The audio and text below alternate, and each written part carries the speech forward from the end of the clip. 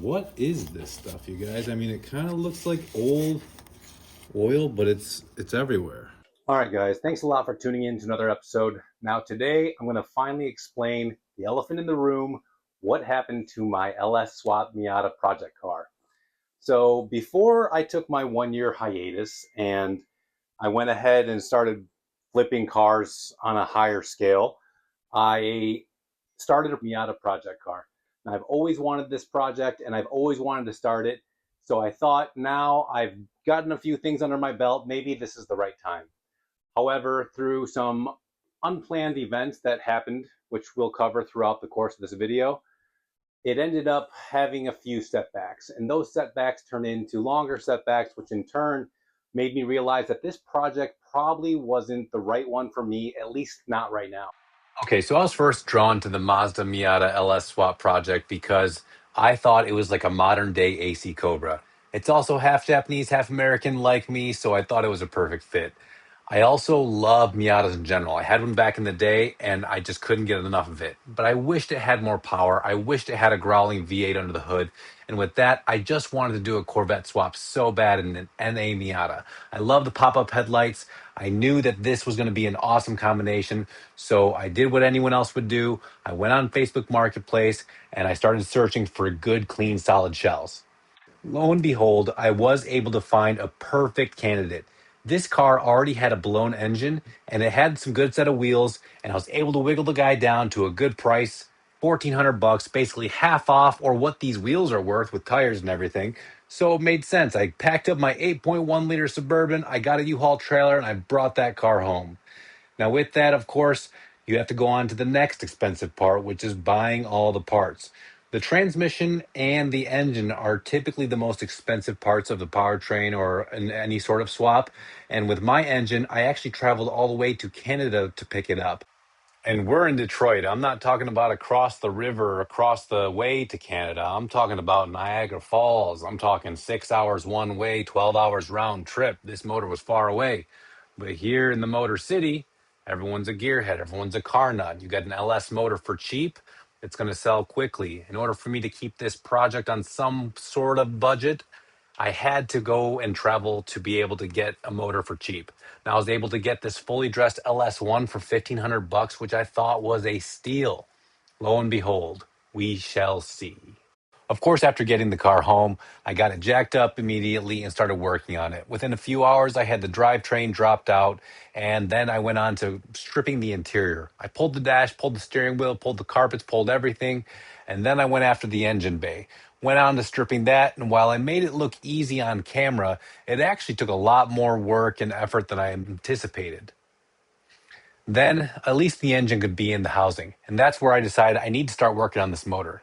Rather than continuing with the car, I decided I could jump around, and that's what's nice about these big projects is it gives you the chance to kind of go from one section of the car to another, just so it doesn't get too mundane working on the same bit day after day after day.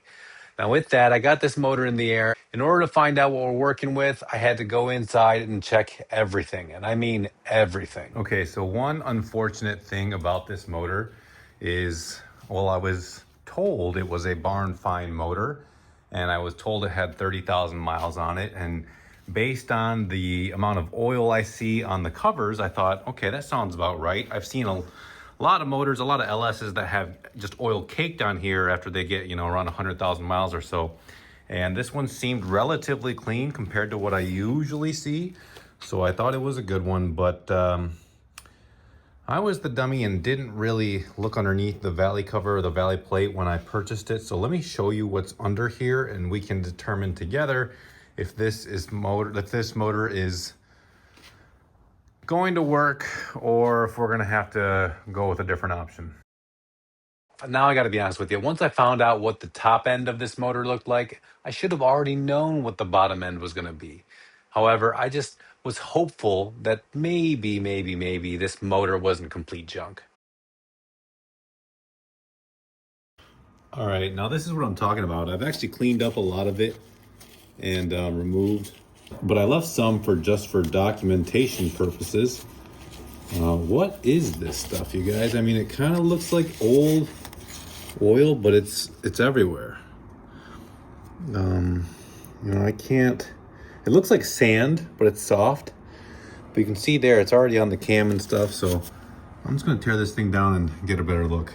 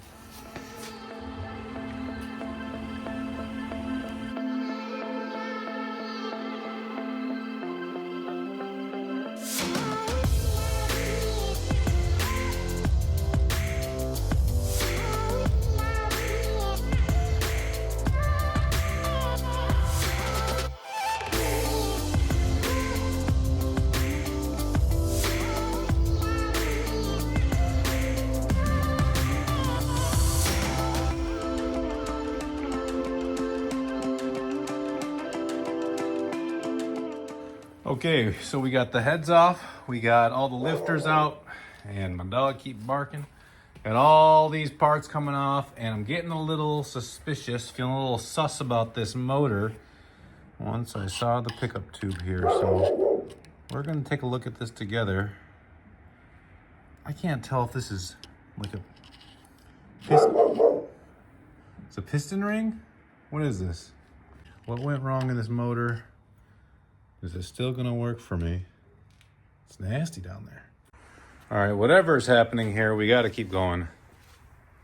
So let's keep at it.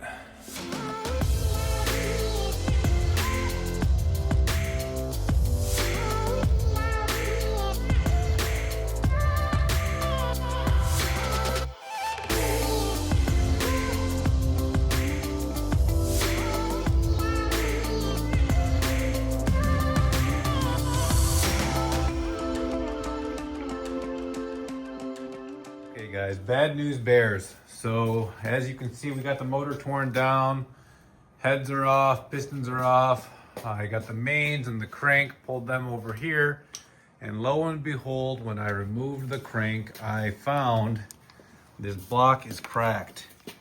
You can see the crack in there. Put the light on here.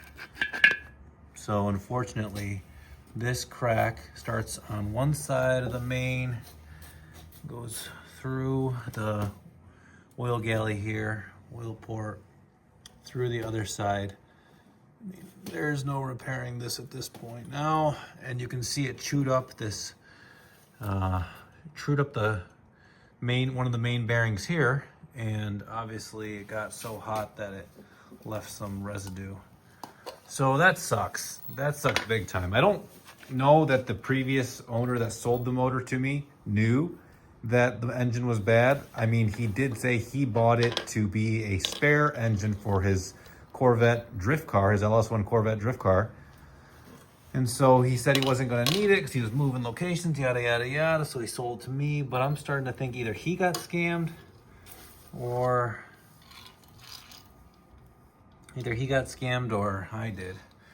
I mean, either way, this sucks. I gotta figure out what to do now. I was gonna go LS1, and if I can find another block, I will, but damn it.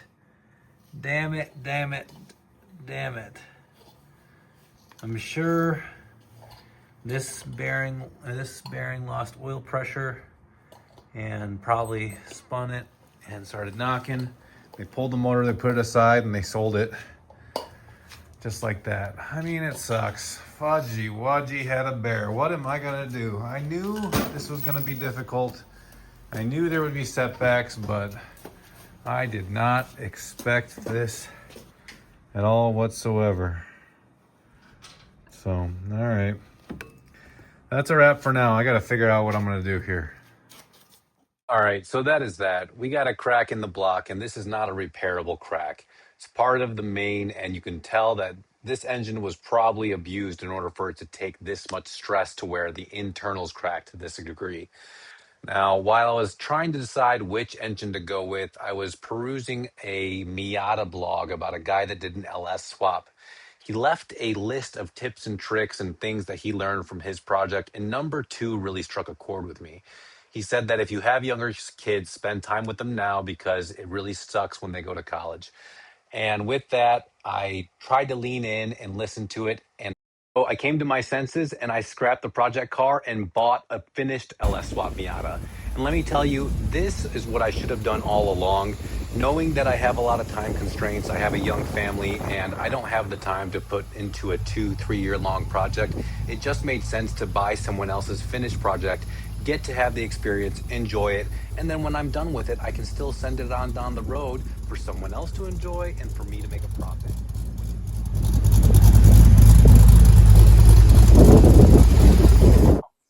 So it all ended up working out because at the end of the day, we had a nice father and son team that is into Miatas, that knows the platform, that wanted to do an LS Swap Miata project, but just needed a clean shell. They actually decided to buy my project and make it their own. So it worked out for them. It worked out for me. Win-win situation. And on top of that, I got to take that cash from the sale and then help fund that into other endeavors, other projects, other flip cars. So at the end of the day, it works out. So I'm not saying that you should ever stop your project. If you're doing an LS Swap Miata, keep on going, man. It's going to be awesome. You're going to love it. You're going to have so much more pride than just buying a project car. However, if you evaluate your situation and you realize that time spent with your family or at work or maybe flipping cars or doing something else makes more sense for you right now, then go ahead and do that. So with that, that project car is gone. We're on to bigger and better things. We're going to keep on rolling. And thanks a lot for watching and stay tuned.